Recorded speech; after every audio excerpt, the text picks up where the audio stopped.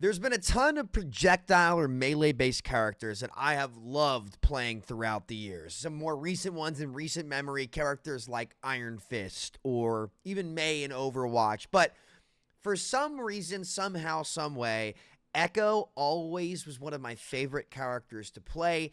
There were a couple metas she wasn't very much fun, but overall, playing Echo into Hitscan or playing Echo into rushy brawl comps, especially in Overwatch 1, some of the most fun that I had.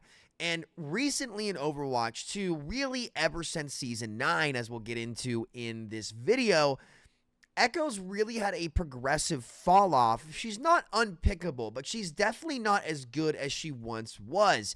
Today, I'm going to be talking about not the downfall of Echo, but how she's really fallen off from being like a high A tier pick to like a mid D or D, not D, B tier pick in the game, and what I'd like to see changed about the character. So, yeah, guys, if you're new to the channel, be sure to hit that sub button. Let's talk about this a little bit, though. So what happened to Echo? What made Echo so good? For the longest time, she was always a very fun stealth assassin, where essentially the main way, especially in 5v5, to get value on this character was to quickly jump on a target with your sticky combo and your beam and assassinate them. One thing I talked about a lot in my Echo guides were the vertical assassinations, where essentially you'd fly up straight into the skybox, drop down on somebody with your sticky bombs, and then look to instantly beam combo them. And if you hovered for like 1 or 2 seconds up top before you dropped and canceled your flight, you'd have your flight again towards the end of that combo, and you'd be able to use it to get right back out. That was the main thing that Echo was really, really good at. But there was two big changes really coming into Overwatch 2 that nerfed her, right? The first one didn't matter too much. It just made copy a lot worse in that you no longer got the HP pool of a tank if you copied a tank.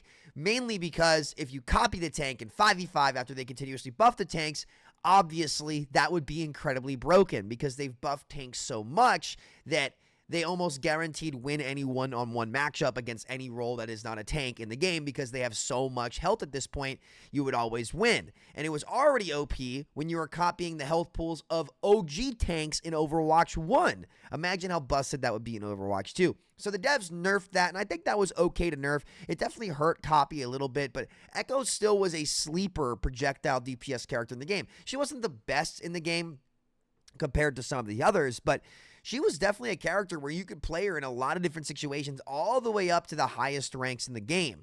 However, that's really not true anymore right now. She's had a massive fall off for a couple of reasons, and to their credit, they've tried to compensate, but it's been in places that actually aren't valuable to making her a good character.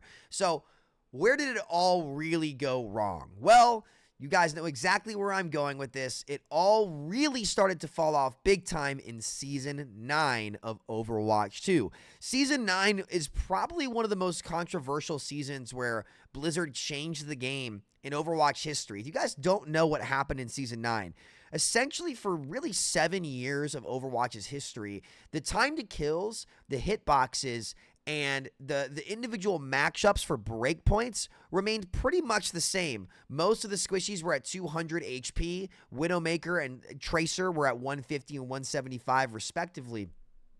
But no character really had their breakpoints messed with to the point where, you know, you had characters falling in or out of the meta. But Season 9 was the first time they did that. They massively increased projectile sizes for all people shooting their guns, but also increase the health pool of every character in the game by, 25, 50, 75 health, depending on the character. Now, where it gets tricky is this.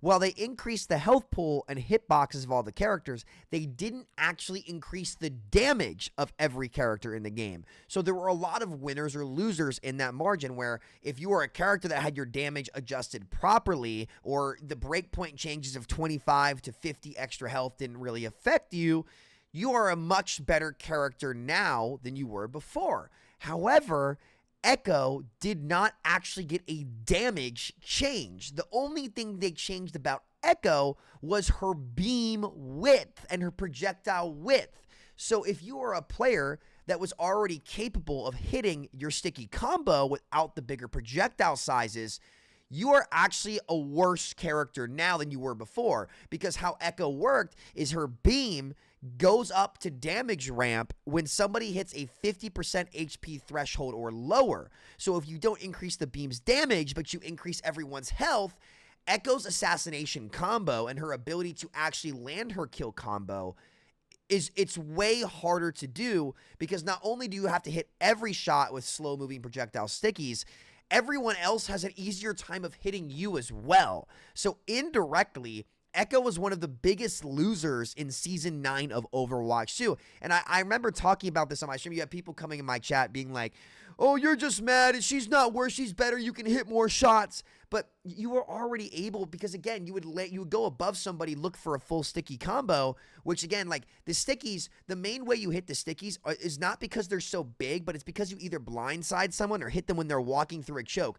Because how the stickies work, guys, is they're so layered apart, they just go like do, right? But each one of those do's, sorry, this is a terrible explanation. A player is moving around, right? So it's easy to dodge them. Even if the projectile sizes are bigger and maybe they move a little bit faster, the best thing you could do is hit them from mid-range on a high angle where they don't see it coming, and then have a full combo on them and have your beam on them immediately, and they just blow up really quick. But again, because none of her damage values actually got increased, her time to kill is objectively worse. So the main thing that made her viable in the quote unquote deathmatchy style of Overwatch 2, where like the main way you can get value is DPS, which is DPS is a much harder role in Overwatch 2 to get value on than Overwatch 1, is to get those kills on the side.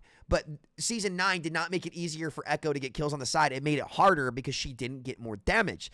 So what happened over time past that, and this is not up for debate, by the way, like objectively, her time to kill, it is harder to hit a kill combo on somebody if you hit your stickies in now than it was before, because of how the health pool's ramped. That is just the truth, especially on tanks. Like you can't beam the tanks anymore because a wider beam doesn't help you beaming a tank. That was one of the few things, by the way, a quick note, that made Echo actually pretty good as a DPS. She was one of the few DPS that actually had a small chance, but somewhat of a chance to beam through some of the tanks. But now that the tanks have an extra 50 to 75 HP, and Echo didn't get the damage to compensate on her beam, she got width. You don't need width on a tank, right? You don't need width. You need damage, right? So, but she doesn't have the damage anymore, so she's just not good. So moving past that, in the Season 9 changes, one thing they did give Echo before they actually went in with perks, which we'll talk about next, was they gave half of her HP as shields. But that doesn't actually, like, it's a nice quality of life thing, but it doesn't actually make her more viable, because she's still Echo and Widowmaker have the same HP, right? She's 225 HP, half of it are shields, but she doesn't need shields to be viable. She needs damage because she's an assassin. An assassin that can't do damage is not good.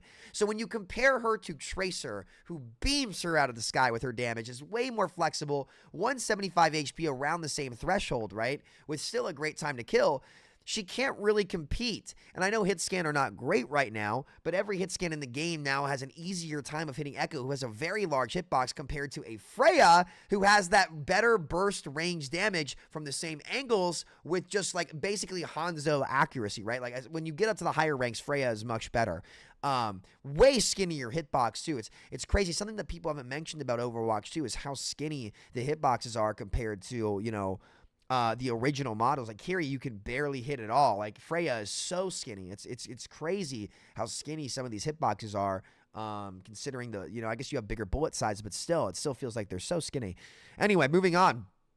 So Echo getting shields didn't actually help to compensate. What Blizzard needs to do is they need to go give her the original time to kills and original damage values that her beam and squishies had. She was a very fair character with a very fair time to kill that's very answerable with all the immortality and bailout abilities in the game.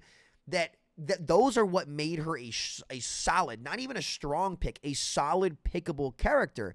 But again, she's just another one of the characters that was left behind in Season 9 that have not been adjusted to actually have comparable time to kills to some of the meta characters in the game. Mei, another example of that. Mei having a one-shot on Tracer. She was one of the few picks in the game that could actually check Tracer. And ever since Season 9, it seems like Tracer's just run rampant and been one of the best DPS in the game in ranked. Crazy how they've not gone in and tried to adjust some of these. Like some of those breakpoints being the game, like they were the niche matchups that ensured that characters like Tracer just did not dominate the DPS role. And another reason why Tracer is so much better than Echo as a flanker is that she can just go around the tank. Like what DPS has become in Overwatch 2, survive as long as you can and avoid the tank while taking duels, because you can check their tank with your shots, but you're never going to kill them. But Tracer can go wherever she wants on the map with a great time to kill, great flexibility, and can make solo plays with lethality, and her pulse is very lethal. Her ult's good.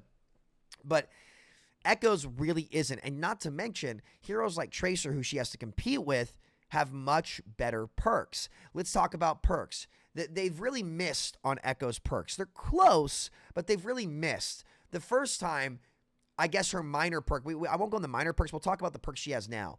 The duplicate perk is a good idea. However, they really misjudged it, and they had a chance to buff it this season, but they missed the mark, because you build your ult faster as Echo, then you get your perk that is designed only for your ult. So your perk one that's good, because I think her other perk is focusing beam range, which doesn't help her, right? She needs the damage back. She doesn't need the beam range. There's no point in beaming somebody when you can't get them low enough consistently to actually get it off, and then your time to kill is not great anyway, so the extra range doesn't make a difference. She doesn't need range. She needs her assassination ability back, which she's, like, I'm not saying she doesn't have it at all, but it's much harder to do it now than it was before on an already incredibly difficult character.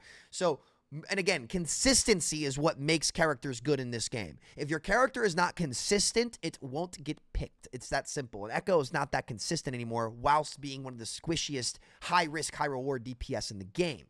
So, moving past that, her perks build rate on her duplicate perk, which lets her start with 50% duplicate ultimate. So when you dupe somebody, you start out with 50% ult. It builds slower than the ult. So the first ult cycle comes around, and you can't even benefit from your perk. She doesn't have minor perks.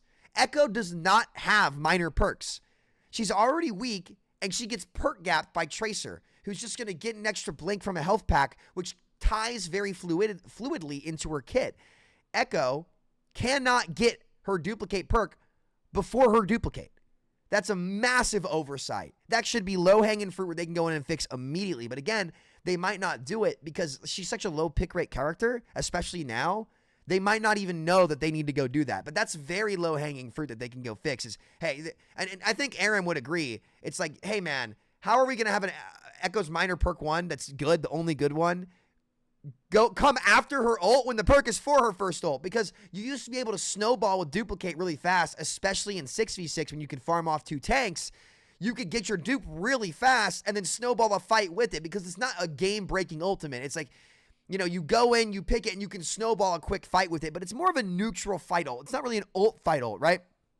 So she's perk gap there. Then to start, her major perk, which is the good one, her extra stickies, at first, they were reduced by 50% of damage, and it's just bad because, like, if you shoot more stickies, they're so easy to dodge. Realistically, the only people you're hitting on with these stickies are tanks and DPS who don't see you coming, but there's so much space between the first one and the last one, like, people just dodge them really easily. So they then they took away the damage reduction on them.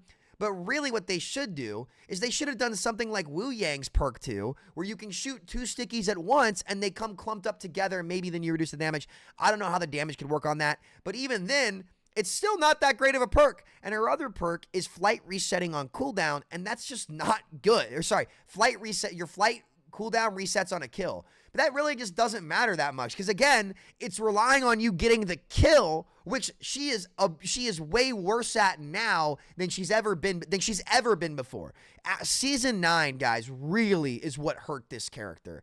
They did not adjust her properly in Season 9. They need to give her her original damage values, and even if that's like an extra, you know, 5 to 10 damage per second on her beam, whatever it might be, that would make an enormous difference, because she's just under, like, she's not C, D tier bad. She's B tier middle of the pack. But what that character requires to be good, she should almost always be an A tier pick, because her skill floor is so high, and to get value on her, you have to be so good at the game that if you're going to leave Tracer in the state that she's in, Echo should be like a knock below her. And she's just not a knock below her anymore. anymore. She's like 2 or 3 knocks below her now. So really, guys, to be honest, like she's getting perk gapped, really, really hard perk gapped, but really her time to kills were not adjusted. And go back and look at the changes. All they did was adjust her beam. And I'm somebody who's played Echo since her release in 2020. She's one of my favorite characters. She was my favorite DPS in Overwatch 2, but especially after Season 9 with those breakpoint changes that they did without adjusting her properly, you know, she just has not felt the same because she isn't the same. That's the reality. She isn't the same. And that little subtle damage nerf, that the time to kill nerf, I shouldn't say damage, the time to kill nerf that they gave her, whilst buffing tanks every patch.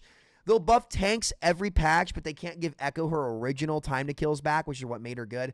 I don't know, man. I can't say that I'm a fan. So yeah, guys, Echo's really fallen off. It's really unfortunate because I think she's one of the more unique characters in the game. And I'm not saying she should be hard meta S tier, but I think she should at least be an A tier character. And they've not done a good job. Like, she doesn't need survivability. She needs her original damage. And it's not much. It's like maybe 50 damage a second more. It's not a lot. It could be very minor. But they need to go in and actually readjust these things. And frankly, I'd be open to the discussion about reverting Season 9. I don't think those breakpoint changes really made the game a heck of a lot better.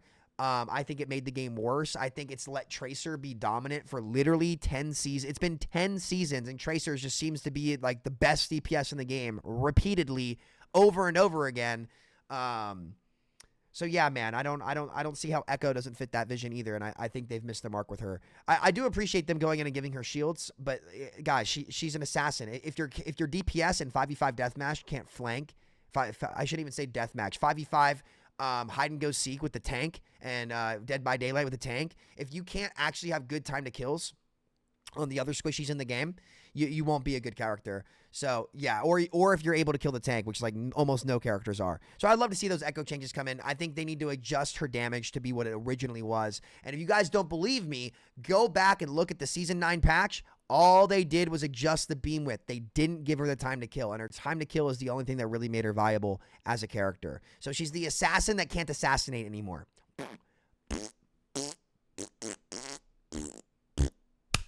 Later.